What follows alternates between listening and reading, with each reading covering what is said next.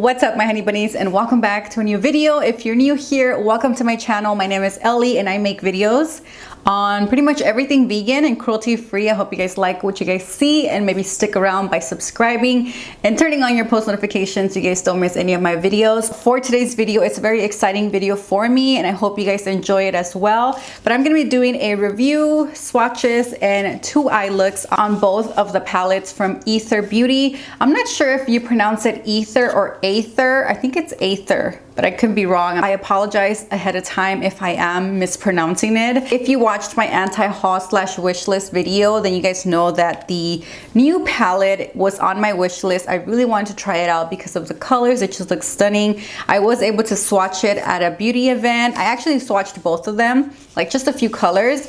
But I was really eyeing this one. So just a little about this company. This is the first ever zero waste eyeshadow palette. So that means that it is 100% recyclable. Just like everything that I show on my videos, it is cruelty free and vegan. And this one is a clean, natural, organic palette. It is fair trade. It is certified by PETA. They also give back. So 10% of the proceeds goes to the Water Project, which provides clean water to communities in Africa, which I think is really amazing. It is woman run. It is a one-woman show, which I think it's very inspiring. Now let's move on to both of the palettes and just kind of show you guys the packaging, then some swatches. So this is what the packaging looks like. I'm going to start off with the original. This is the first palette they released, and this one is called the Rose Quartz Crystal Gemstone palette. This is what the packaging looks like. Or the outer packaging, I should say. Again, because these are 100% recyclable, there's no mirror and there's no magnets. What keeps the palette closed, it's these little stretchy little bands. So you just pull it this way, and this is how you can open up the palette. And this is what the inside looks like. These are all the colors. Their new release looks like this. This is what the outer packaging looks like. This one has a kind of like lilac purpley band. So you just pop this over, and this is what the palette looks like. As you can see, it has way more color. We have a teal, a purple, some warm tones, some cool tones, some sparkly shimmery ones. There's no mattes on this. I'm gonna move on to swatches. I am so excited to show you guys the swatches because they're so freaking beautiful.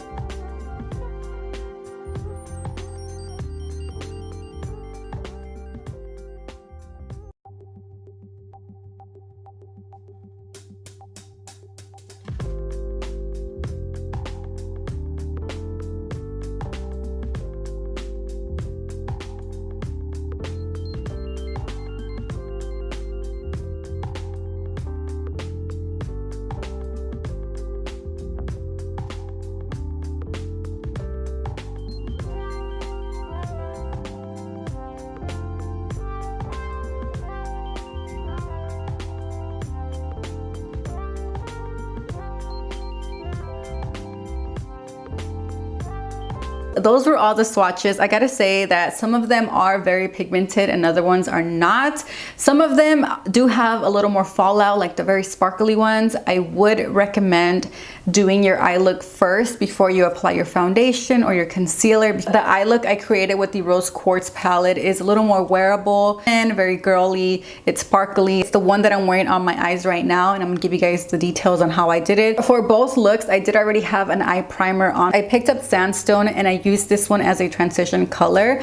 Then on the crease and outer V, I went ahead and used Scorpio.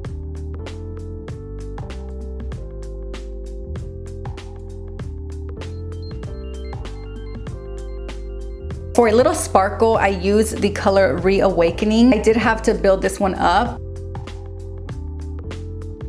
As an inner corner highlight, I went ahead and used Divine. On my lower lash line, I just went ahead and used Scorpio, just like towards the outer part of my eye. That is the eye look I created with the Rose Quartz.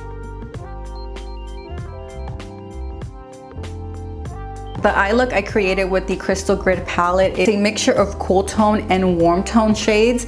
I only used 3 shadows and I really wanted to use the teal. I did start off with a blank canvas. I did have an eye primer, and I also used a different eyeshadow from a different brand that is a matte, kind of like warm brown as a transition color. And from there, I picked up the color Sapphire and I started placing it, kind of just patting it on the outer V of my eye, avoiding over blending.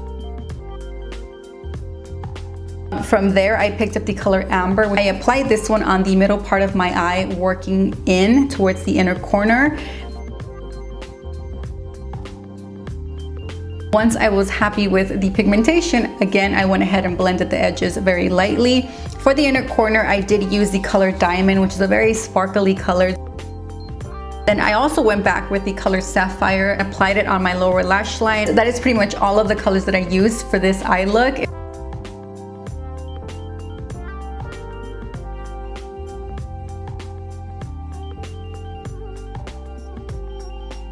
Last but not least, I have my overall review. I haven't used the palettes more than once each, so I'm only just gonna give you guys pretty much like my first impressions type of review. I gotta say that I really truly enjoy the formula. All of the eyeshadows worked really nicely. Some of them are a little more pigmented and some are a little more sheer, but they do build up really nicely. As individual palettes, the Rose Quartz is the one I would recommend for someone who loves earthy tones, whether it's warm or cool tones, someone who loves mattes and also sparkle and metallic, because this one has it all. It's definitely a palette that I would travel with because I know I can get a lot of looks out of this one. The Crystal Grid one is a little more different because there's no mattes in here. So this is not a palette that I would travel with, only because I know I would have to take other eyeshadows to complement this one. For example, I always use a matte transition and crease color, or like outer V color. So this doesn't have any mattes, so I wouldn't travel with this one, but clearly it's still a beautiful palette. I would still recommend it if you love color. I do want to mention that there's 3 shadows in here. They are pretty sheer, and I did have to build them up a little bit. You guys will see in the swatch portion which ones they are, but we do have this one over here, which is Diamond. This olive green with gold sparkle also is very sheer. I did have to build it up quite a bit to get the color that you can see right here. And lastly, this one over here, which is Tourmaline. This one is a beautiful color, kind of has like a green shift. I did find it to be a little sheer as well, so I did have to build it up. The rest of the shades in here are super pigmented. They're all very buttery. Diamond is a little more like it's not as buttery as the other ones. It is a little more, I don't want to say drier. I think it's because it has more chunkier like sparkle. It is a little bit of a different formula. But other than that, everything worked really nicely. It's a great palette. As far as the Crystal Grid palette, the ones right here, especially the ones I used today, this one, which is the color, I think it's called Reawakening. It's actually the color that I have on my lid. It's a gorgeous color. It does have a nice like pinky purple shift, very sparkly. I did have to build this one up as well. I would describe it more as a topper because it is very sheer. I did have to build it up. I did use it wet as well to kind of amplify the pigment. This one has mattes, it has shimmers and metallics.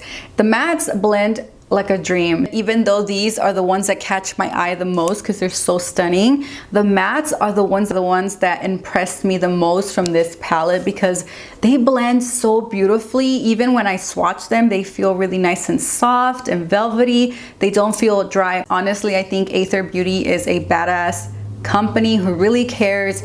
Vegan, cruelty-free, zero waste, which is the most important thing about this company that I wanted to note. I mean, come on, let's face it, not every makeup company cares about what goes in their packaging and if it's even recyclable. A lot of companies just focus on the actual product itself without caring about the packaging so much. So for them to care so much about the animals and the environment is what really caught my eye and why I really wanted to support them by making a video. Last thing I want to mention about the palettes is the price. I know you guys are gonna be like, oh my god, that's so expensive. And yes, I agree, they are pretty pricey. $58 a piece is quite pricey, but when you think about like other palettes in the market, like the Naked palettes or like any other palette that any other brand comes out with, they do run from like around $30 to like $50, and most of those brands don't really care about the ingredients or their packaging or animals. So in my opinion, I think they are worth it. I really do hope you guys enjoyed this video. If you guys did, you guys found it helpful, please give it a huge thumbs up. Don't forget to subscribe if you guys haven't done so. Thank you so much for watching, and I will see you guys on my next video. Bye guys.